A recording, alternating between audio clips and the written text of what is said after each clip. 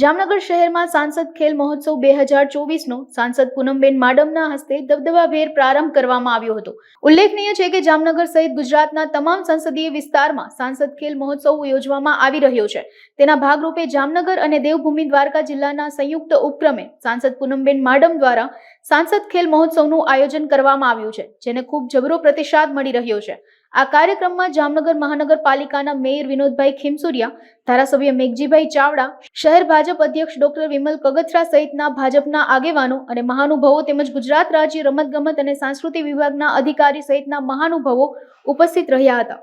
નમસ્કાર। સૌ પહેલા તો આ સાંસદ ખેલ મહોત્સવ ના કર્ટન રેઝર અને શુભ શરૂઆત પ્રસંગે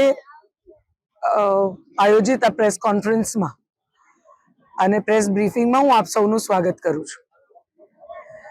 આપ સૌ જાણો છો મુજબ આપણા ગુજરાતના પનોતા પુત્ર, દેશના યશસ્વી વડાપ્રધાન શ્રી નરેન્દ્રભાઈ મોદી સાહેબ હંમેશા યુવાનોને શારીરિક સુસજ્જતા અને સાથે સાથે સ્પોર્ટ્સ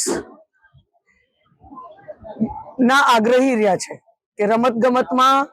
તમામ યુવાનોનું પાર્ટિસિપેશન હોય અને ફિટનેસ તરફ પણ આપણા યુવાનો વધુ ને વધુ જાગૃત થાય અને સ્પોર્ટિંગ ઇવેન્ટ્સનું આયોજન પણ આપણા યુવાનોને યોગ્ય પ્લેટફોર્મ આપવા માટે અને સાથે એનામાં સ્પોર્ટ્સમેનશિપ સ્પિરિટ, ખેલદિલીની ભાવના પણ ક્યાંક જાગૃત અને ઉજાગર થાય એના માટે હંમેશા તેઓ આગ્રહી અને પ્રયત્નશીલ રહ્યા છે। એ ખેલો ગુજરાત હોય, ખેલો ભારત હોય કે તમામ સાંસદોને એમના દ્વારા સાંસદ ખેલ મહોત્સવ પોતપોતાના લોકસભા ક્ષેત્રમાં આયોજિત થાય એવા આહ્વાનના માધ્યમથી હોય તેઓએ હંમેશા પ્રયત્ન કર્યા છે કે આપણે આપણા યુથને બંને પોતાની ક્ષમતાને ઉજાગર કરવા માટે અને સાથે સાથે ખેલદિલીની ભાવના જે સ્પોર્ટ્સ મુખ્ય રૂપે દરેક વ્યક્તિમાં કલ્ટિવેટ કરે છે એ ડેવલપ કરવા માટે, શારીરિક ફિટનેસ તરફ પણ આપણા યુથ જાગૃત થાય એ માટે હંમેશા તેઓ આ પ્રકારના પ્લેટફોર્મ્સ આપણા યુવાનોને આપવા માટે એમને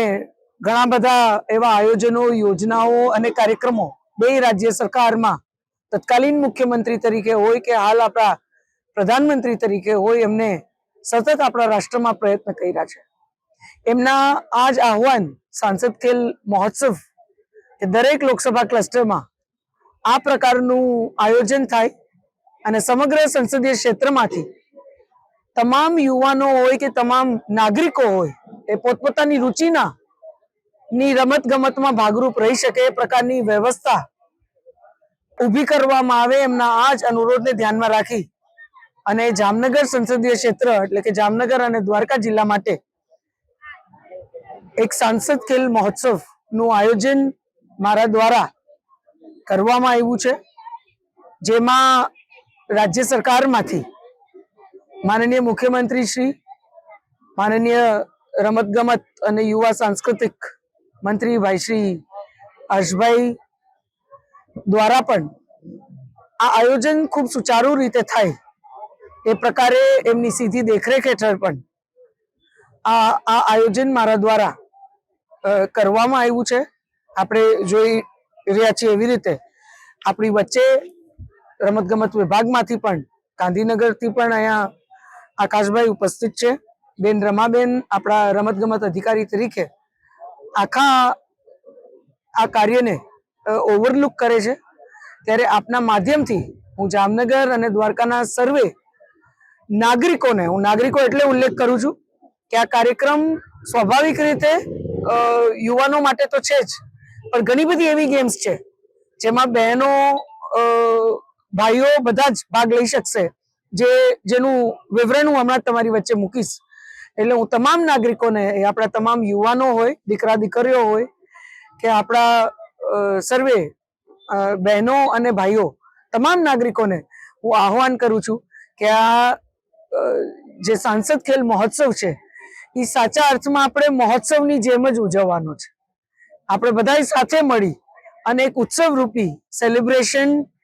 ફિટનેસ તરફ કરીએ આપણે સૌ સાથે મળી અને ખેલદિલીની ભાવના તરફ કરીએ, સાથે મળી અને રમવા તરફ કરીએ, સાથે મળી હસતા હસતા જીતવા માટે કરીએ અને એનાથી વધારે હસતા હસતા હારવા માટે કરીએ. એક સ્પિરિટ આપણે સૌ આપણા સમગ્ર ક્ષેત્રમાં ઉજાગર કરીએ એ હેતુથી આખું આ આયોજન કરવામાં આવ્યું છે. ત્યારે આજથી એટલે કે 28 તારીખથી જે રાત્રિ ટેનિસ બોલ ક્રિકેટ ટુર્નામેન્ટ છે એની શુભ શરૂઆત અહીં પ્રદર્શન ગ્રાઉન્ડ ખાતે કરવામાં આવી છે, જેમાં અત્યારે 384 ટીમ એ ભાગ લીધો છે. અને હજી અમે રજીસ્ટ્રેશન બંધ કરી દીધું, નહીતર અમને એવું લાગતું હતું કે માત્ર સંસદીય ક્ષેત્રમાંથી 500 ની ઉપર આ ટીમનો આંકડો જશે અને અમારી માટે તો બધી જ ટીમો આવકાર્ય હતી, પણ સમયની મર્યાદાને ધ્યાનમાં રાખીને, કારણ કે અમે 3જી માર્ચ એ આખું સમાપન કાર્યક્રમનું આયોજન કર્યું હોય ત્યારે 3જી માર્ચ સુધી આ બધું પૂર્ણ થાય, રોજના મેક્સિમમ મેચેસ જેટલા રમી શકાય એટલા અકોમોડેટ કરીને પણ અમે આનાથી વધુ ટીમો નહોતા લઈ શકતા. એટલે 384 ટીમો માત્ર જામનગર અને દ્વારકા જિલ્લા અને કોઈ પ્લેયર અન્ય ટીમમાં રિપીટ ના થાય એ બધું સુનિશ્ચિત કરતા પણ 384 જ્યારે ટીમ થઈ હોય ત્યારે ખૂબ મોટી સંખ્યામાં યુવાનોએ રાત્રિ ટેનિસ બોલ ક્રિકેટ ટુર્નામેન્ટમાં ખૂબ ઉત્સાહથી ભાગ લીધો છે. હું અહીંથી આહવાન કરું છું કે આજે જે રજીસ્ટ્રેશન અમે બાકી બધી રમતો માટે ખુલ્લું મૂકવાના છીએ એ રમતો ગ્રામ્ય કક્ષાએ રમાશે, ગ્રામ્યથી તાલુકા કક્ષાએ રમાશે અને તાલુકાથી જિલ્લા કક્ષાએ રમાશે. એટલે જિલ્લાના જે ફાઇનલ 3 તારીખનું જે ફાઇનલ હશે એ અહીંયા પ્રદર્શન ગ્રાઉન્ડ ખાતે એનું સમાપન અને ફાઇનલ એક ક્લોઝર આ સમગ્ર આયોજનને આપણે 3 તારીખ એટલે 3 માર્ચે આપવાના છીએ. ત્યારે હું આહવાન કરું છું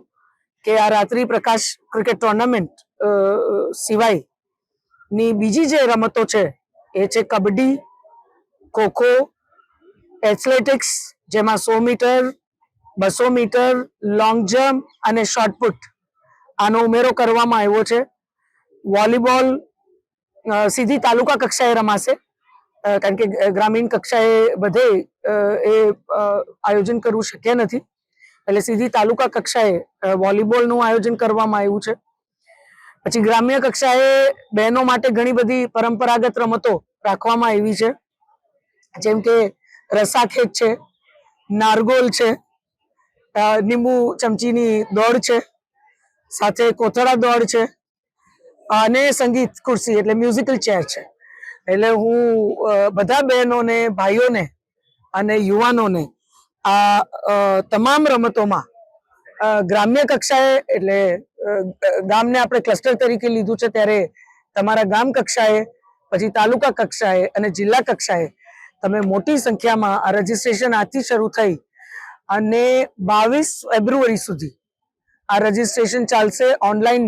તમે બધા રજીસ્ટર કરી શકો છો, જે વેબસાઇટ હમણાં જ આ કાર્યક્રમ દરમિયાન જ ખુલ્લી મૂકવામાં આવશે. સાથે ફિઝિકલ રજીસ્ટ્રેશનની પણ તમને બધાને માહિતી તમારા ગામ કક્ષા સુધી પહોંચાડવામાં આવશે, એટલે ફિઝિકલ રજીસ્ટ્રેશન પણ તમે લોકો કરી શકશો. સાથે 25 તારીખથી આ બધી જ રમતો દરેક ગામ, તાલુકા અને જિલ્લા કક્ષાએ શરૂ થશે. જિલ્લા કક્ષાએ 3 તારીખે આ રમતોનું સમાપન